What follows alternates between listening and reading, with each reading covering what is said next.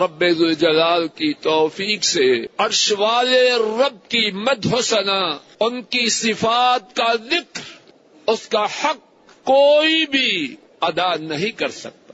سیاہیاں ختم ہو جائیں، قلم ختم ہو جائیں، اللہ کی مدح و ثنا وہ مکمل نہیں کر سکتے۔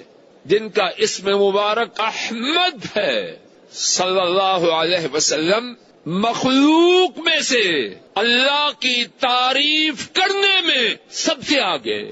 فاذکرونی اذکرکم، اللہ کریم نے فرمایا میں اپنے بندے کے ساتھ ویسے ہی ہوں جیسے وہ بندہ میرے بارے میں گمان کرے۔ ہم زمین میں لوگوں کے روبرو بیٹھ کر اپنے رب کا ذکر کریں، عرش والے رب فرشتوں کی محفل میں ہم ناکاروں کا ذکر کریں کہ کائنات کی ہر چیز کے خالق تنہا اللہ، کائنات کی ہر چیز کے مالک تنہا اللہ۔ آج کی گفتگو میں اپنے رب ذوالجلال کی جس صفت سے گفتگو کا آغاز کرنا ہے کہ اس کائنات میں رزق دینے والے تنہا اللہ کریم ہے۔ آئیے میرے ساتھ اس بارے میں قرآن کریم کی سیر کریں۔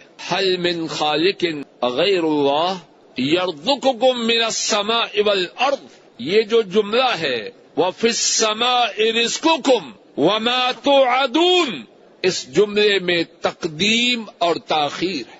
لوگوں کوئی گنجائش ہے بے یقینی کی؟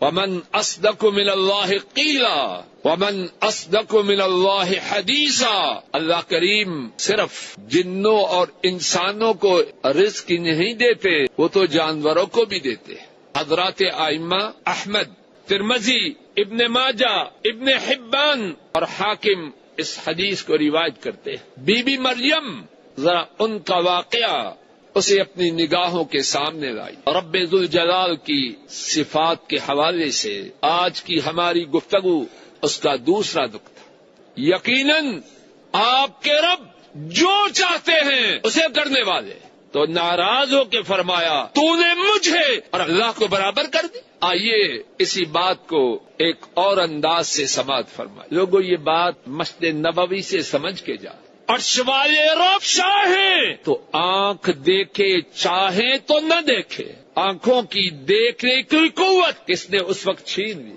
واللہ یعید بنصرہ من یشاء، لوگوں میں اور آپ آنکھوں والے بنے، اندھے نہ بنے، جب چاہیں اس ہاتھ کو بے بس کر دے۔ کون ہے جو اس وقت اس ننگی تلوار سے تجھے بچائے؟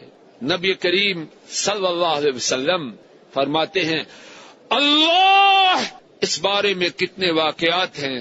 حضرت موسیٰ علیہ السلام شیر خوار بچے فرعون کے گھر میں لائے جاتے ہیں، اے اللہ اسی طرح جنت میں اپنی رحمت سے جمع فرما دینا۔